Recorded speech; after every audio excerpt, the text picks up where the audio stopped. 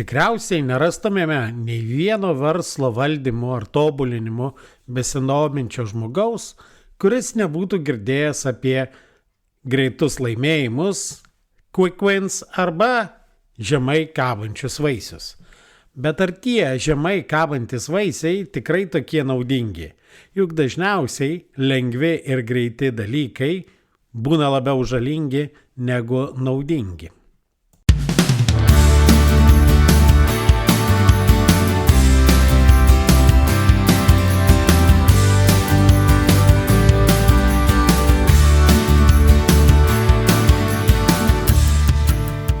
Sveiki, jūs klausotės podcasto Nuo amato prie verslo, kuriame tikima, kad verslas turi būti pajamų, pasiekimų ir pasitenkinimo šaltinis, o ne tik kelti stresą ir deginti laiką. Sveiki, ir vėl jūsų ausinėse aš, šios tinklalaidės autorius ir vedėjas, verslo efektyvumo ekspertas Nerijus Jasinavičius. Jūs klausotės 157 tinklalaidės epizodo. Pastaruoju metu tenka girdėti labai daug kalbų apie tai, kaip dirbtinio intelekto įrankiai reikšmingai keičia įmonių veiklą, kaip taupo laiką, augina efektyvumą ir panašiai. LinkedInas ir Facebookas pilni istorijų, kaip ten kažkas su Vibe kodino naują appsą, paleido naują puslapį, pradėjo daryti naujus verslus, susikūrė dirbtinio intelekto asistentą, kuris dirba kaip pats autorius miega ir jam už jį atlieka krūvą darbų ir panašiai. Taip pat, bendraudamas su įmonių vadovais ir savininkais, girdžiu iš jų, kaip prisitaikė dirbtinio intelekto įrankius kažkuriuose užduotyse ir pagerino, skaitom spaudoj, internetiniai spaudoj, kaip ten Meta ir kitos kompanijos atleidinėja tūkstančius darbuotojų, kaip darbus atiduoda daryti dirbtiniam intelektui ir panašiai. Bet kai pradedi gilintis, bent jau kiek aš mačiau versluose, tie pagerinimai, jie yra. Negaliu sakyti, kad nėra tų pagerinimų, jie pasiekti pakankamai greitai ir paprastai, tokios nedidelės pergalės, bet kažkas tiek pasakojančių balse, jaučiasi, kad tai nelabai džiugina tiek ir man pačiam, kažko trūksta. Aš nusprendžiau išnaudoti tą patį dirbtinį intelektą, ir įvairiausius modelius pakankinau, paklausinėjau, kągi pats dirbtinis intelektas mano apie žemai kabančius vaisius. Ir užklausus, kokiegi yra argumentai už tuos žemai kabančius vaisius, tai skirtingi modeliai pateikė įdomi panašius atsakymus. Aišku, jie šiek tiek paruošti pagal tai, ko aš norėjau ir kuo aš vadovaujuosi, tai natūralu, kad galbūt dėl to atsakymai labai panašus, bet pliusai žemai kabančių vaisių pirmiausiai tai komandos motyvacija. Juk greiti teigiami rezultatai motyvuoja žmonės. Taip, žmonėms labai patinka, kai kažkas sekasi, padariau, gaunu teigiamą rezultatą. Dėl to sakoma, kad dėl žemai kabančių vaisių atsiranda tas tobulėjimo inertiškumas ir žmonės nori daugiau tobulinti. Taip pat kita galima nauda, kad sugeneruojami papildomi pinigai, nes smulkiame versle apyvartinės lėšos dažnas apribojimas. Ir sumažėja kaštai, įmonė iš to išlošia irgi. Taip pat tokie tie greitai kabantis vaisiai, tai yra maža rizika, greitas testavimas, galimybė greitai pasitikrinti rinką, darbuotojai, tiekėjai priima jūsų naują idėją. Taip pat greiti laimėjimai, tie žemai kabantis vaisiai gali sumažinti tą organizacinio triukšmo ir chaoso lygį, sumažinti gaisrų kiekį, tai lyg ir atlaisvintų vadovo laiką rimtiems darbams. Taip pat tai gali būti įgaunama patirtis ir žinios. Galiausiai tai apibendrinant, kad, sakant, centas prie cento ir sutaupai eurą. Tikiuosi bendrą žemai kabančių vaisių naudos tą tendenciją supratote. Mes patys kaip įmonė, kaip konsultantai dirbdami su įvairiom įmonėm, verslais, kai atliekam įmonių procesų analizę, irgi savo rekomendacijas išskiriame į taip vadinamus 3 tipus.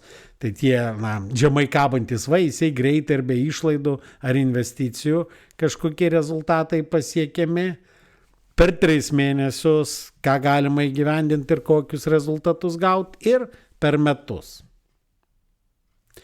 Tačiau man visada buvo įdomu, ir tas dalykas, kad, kodėl manęs ir su vadovai šnekant to nėra džiaugsmo iš to dirbtinio intelekto įrankių naudojimo žemai kabantiems vaisiams. Kasgi man nepatinka. Ir aišku, kaip visada, kai turi kažkokį kamuojantį klausimą ir daug apie jį galvoji, taip jau susidėlioja, kad smegenys pradeda trinkinėti tai problemai spręsti reikalingą informaciją, pradeda dėliotis ir atsakymas vienaip ar kitaip ateina. Turiu pripažinti, kad galbūt tai dar nėra labai aiškus sprendimas, ypač šnekant apie dirbtinio intelekto įrankius, bet manau, kad jau kryptis bent jau man darosi pakankamai aiški. Ir galbūt viena iš priežasčių, dėl ko aš nusprendžiau būtent į šitą epizodą pakalbėti apie tuos žemai kabančius vaisius, tai savaitės pradžioje perklausiau, nes užmačiau tik pasirodžiusi vieno iš protinio darbo efektyvumo žinovų ir bestsellerių autoriaus Cal Newport podcastą. Beje, Cal Newportas yra parašęs ne vieną bestsellerį, tokį kaip Deep Work, Digital Minimalism, Slow Productivity. Beje, apie Deep Work aš net savo blogę esu aprašęs. Šita knyga yra išleista ir lietuviškai, Gilus darbas, ir netgi audio formatu ir lietuviškai jinai yra. Bet grįžkime prie jo podcasto arba videokasto epizodo ir tam epizode, ilgi nuorodą į tą epizodą rasite šito podcasto aprašyme. Cal Newportas kalbina irgi populiarių knygų autorių Davidą Epsteiną. Ne tas Epsteinas, apie kurį ten Amerikoje daug šnekama visai kitoj, taip sakant, kontekste. Tai David Epstein irgi išleido, neseniai prieš keletą dienų pasirodė nauja knyga, kuri vadinasi Inside the Box. How Constraints Make Us Better. Dėžėje. Kaip apribojimai daro mus geresniais. Beje, aš šią knygą dabar kaip tik skaitau ir manau per po savaitės 2 pasidalinsiu savo apžvalgą. Vėlgi grįžkim prie Cal Newporto podcasto. Tai tam epizode su Davidu Epsteinu jie kalba apie knygą, apie apribojimus, apie knygą ir aišku, tikriausiai nieko nenustebins, kad labai daug epizode dėmesio skiriama ne tik apribojimams, bet ir apribojimų teorijai ir kaip pats Cal Newport pavadino tokiai keistai knygai Tikslas. Apie knygą Tikslas kalbėjau savo ankstesniame epizode. Taigi, Cal Newportas kartu su Davidu Epsteinu kalbėjo nemažai apie tai, kad daugelis vadovų jau daugelį metų daro tą pačią klaidą. Jie investuoja į naujausius įvairiausius IT įrankius, tokius kaip Slack, Notion, dirbtinio intelekto įrankius, tikėdamėsi, kad tai pagreitins darbą. Tačiau rezultatas žmonės tampa dar labiau pervargę, o vertės rautas tik sulėtėja. Na ir kaip Kelas, kaip protinio darbo ekspertas dažnai sako, kad tai dar labiau mus atpratina nuo to gilaus darbo ir mūsų darbo kokybė reikšmingai krenta. Ir kodėl taip nutinka? Atsakymas labai paprastas ir akivaizdus. Greitinti ir spartinti procesą neapribojime yra klaida. Elementaru, banalu, tikriausiai daugeliu jau atrodo visiškai nuvalkiota, bet žinoti ir daryti yra du skirtingi dalykai. Ir vėlgi turim prisiminti tą labai svarbų dalyką, kad žmonės yra ganėtinai inertiški, na ir deja nelabai logiški, o labiau psichologiški. Nes apribojimas dažniausiai bet kurio organizacija yra ten, kur yra sunku ir neįdomu. Todėl tikrai reikia labai rimtos organizacinės disciplinos ir vadovom reikia disciplinos, kad išlaikyt dėmesį ir nesiblaškyti. Būtent, kad visą tobulinimo dėmesį sutelkti į apribojimą, į jo geresnį išnaudojimą ir jo praplėtimą. O greitus kažkokius laimėjimus, tuos vienaip ar kitaip žemai kabančius vaisius, ypač vertinant per lokalų efektyvumą, dažniausiai galima pasiekti būtent neapribojime. Dėl to, kad apribojimas yra tai, kas sunku ir neįdomu. Ir todėl, pagerinus neapribojimą, organizacija reikšmingo pagerėjimo nepajaučia. Pavyzdžiui, jeigu jūsų procese yra daug dizainerių, kurie kuria įvairiausius dizainus, kuriuos vėliau projekto vadovas turi įvertinti, patvirtinti, suderinti su klientu.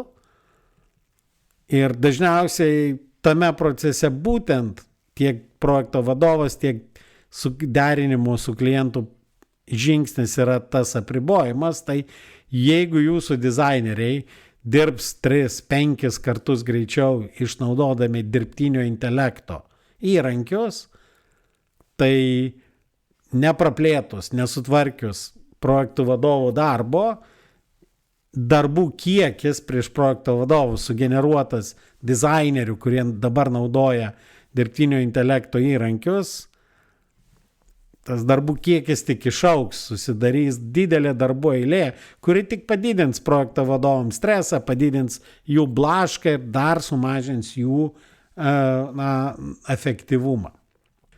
Po trumpos pertraukėlės pratęsime pokalbį apie žemai kabančių vaisių riziką ir galbūt net žalą. Dar kartą noriu padėkoti Jums, mėly tinklalaidės klausytojai ir prenumeratoriai. Dėkoju ne tik tai, kad klausotės, bet kad ir dalinatės su savo draugais, pažįstamais ar kolegomis nuorodomis į šitą tinklalaidę. Man tikrai tai svarbu ir tai motyvuoja mane toliau kurti naujas laidas. Taip kad dėkui, dalinkitės ir jeigu turit idėjų, pasiūlymų, klausimų, rašykite man. Taigi, prieš pertraukėlę kalbėjomės apie žemai kabančius vaisius ir dažno vadovo norą ieškoti ir skinti tuos vaisius. Tačiau taip pat aptarėm, kad labai dažnai tai neduoda jokios apčiuopiamos naudos. Beje, ruošiantis šiam epizodui prisiminiau kažkada girdėtą Jay Papasan, garsiosios knygos Tik vienas dalykas bendraautoriaus pasakojimą. Jis pasakojo apie tai, kokius skyrius jie turėjo išimti iš savo knygos to plano, kad knyga nesigautų 350 puslapių storio. Ir vienas iš tokių skyrių, dėl kurio kartu su bendraautorium Gary Kelleriu nemažai diskutavo ir vis dėlto nusprendė, kad išims, kad pasiekti tą tokį įprastą knygos storį, tai jie neįtraukė į galutinę versiją ir būtent skyriaus apie žemai kabančius vaisius. Tie, kas skaitė tą knygą, tik vienas dalykas, knyga prasideda nuo įvairiausių efektyvumo mitų, apie blašką, tai yra multitaskingą, apie tai, kaip viskas vienodai svarbu, apie tai, kad valia mes galim ją bet kada pasitelkti, visą tai mitai.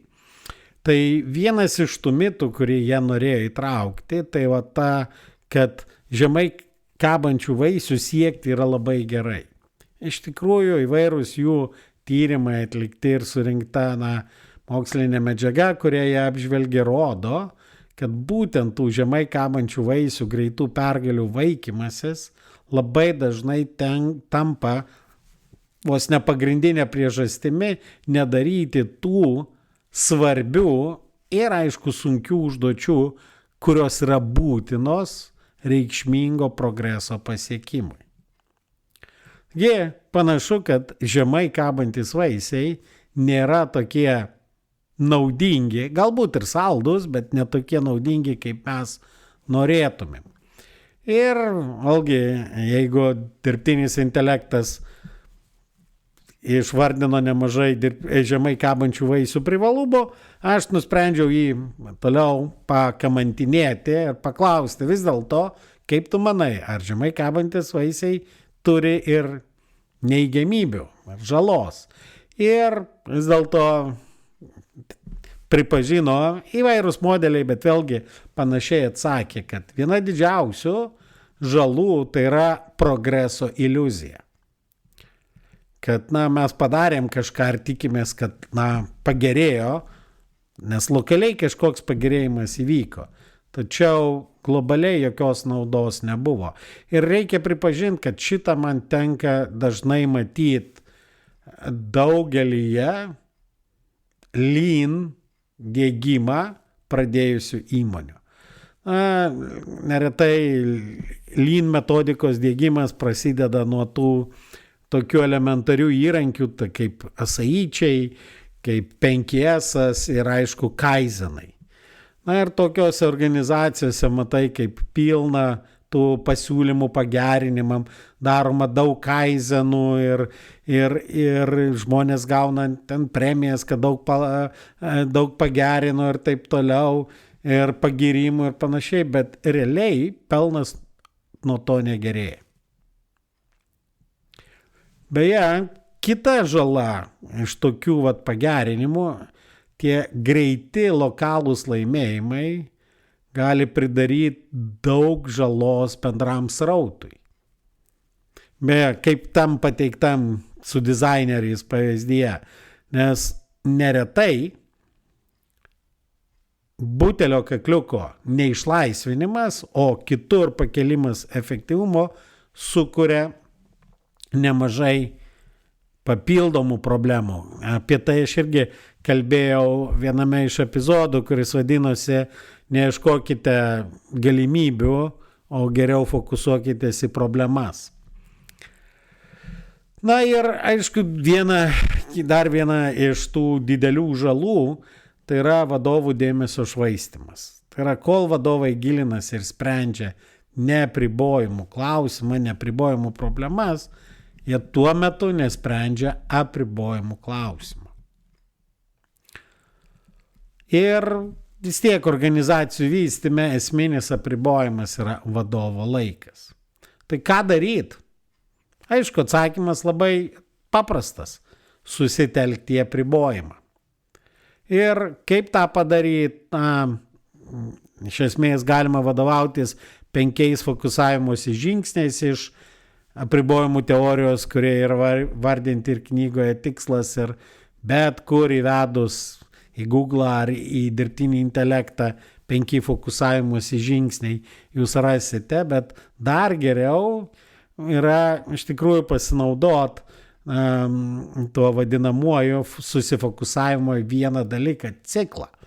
Tai vienas iš mano mentorių, daktaras Alanas Bernardas, beje, jis vienas žymiausių apribojimų teorijos ir sprendimų priėmimo ekspertų pasaulyje, prieš keletą metų jisai buvo pakviestas pristatyti apribojimų teoriją Tony Robbins VIP, svarbiausių klientų grupiai, mastermindo grupiai, kur tie jo klientai už metinę narystę moka po $100,000 per metus.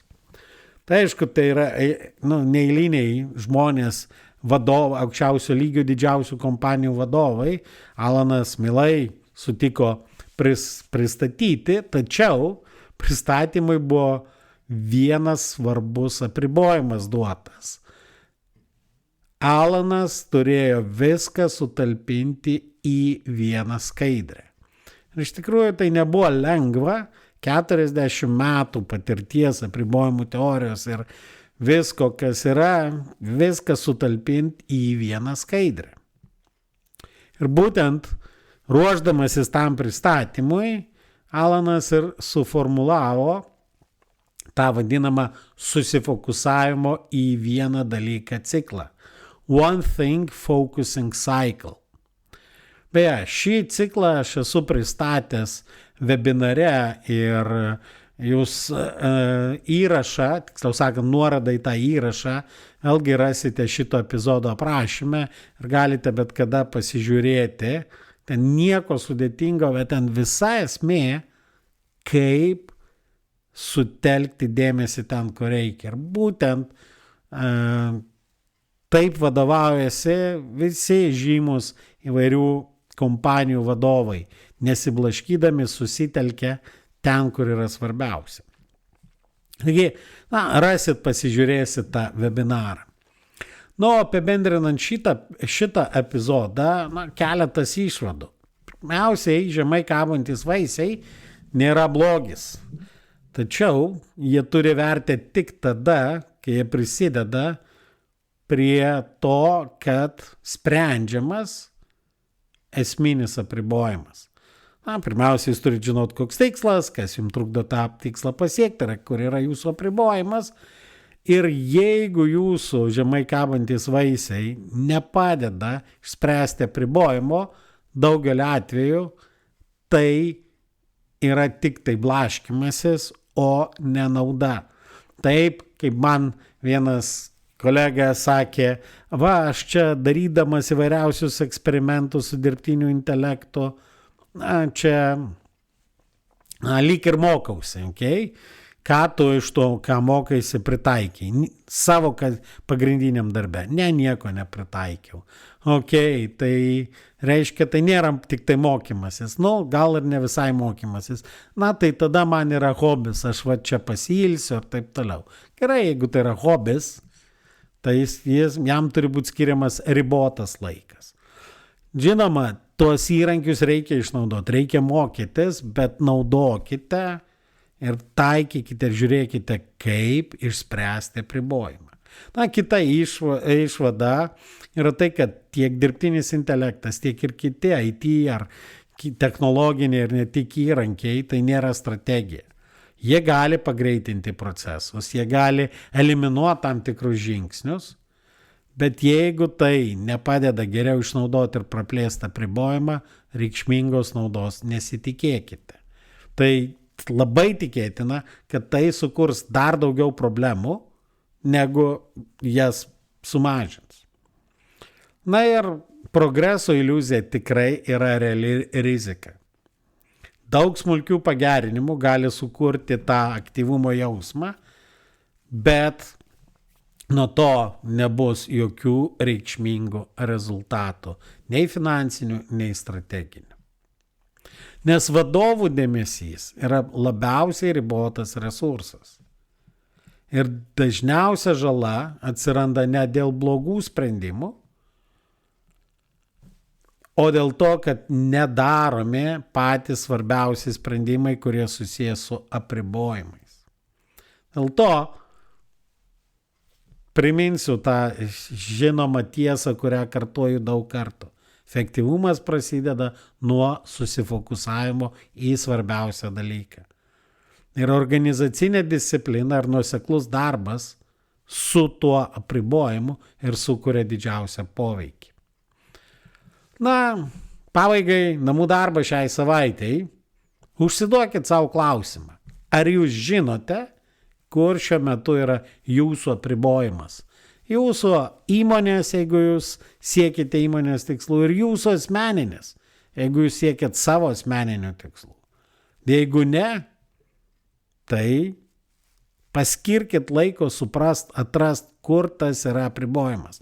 Pasitarkite su dirbtiniu intelektu, o jeigu nepasitikite juo, bijot jo haliucinacijų, drąsiai parašykite man arba užsiregistruokite į nemokamą konsultaciją.